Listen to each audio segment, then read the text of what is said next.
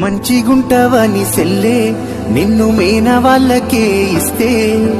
మాట దప్పిరార తల్లి నిన్ను బాధ పెట్టిరార సెల్లి మంచిగుంటనని అన్నా నన్ను అయిన వాళ్ళకే ఇస్తే మాట దప్పినారే అన్నా నన్ను అరిగోస పెడుతున్నారన్నా పాడుబడ్డ గోడల్లా పాకురు జాగల్లా నన్ను ఇచ్చిన బాగుండునే చదువురానోని సేతుల్లా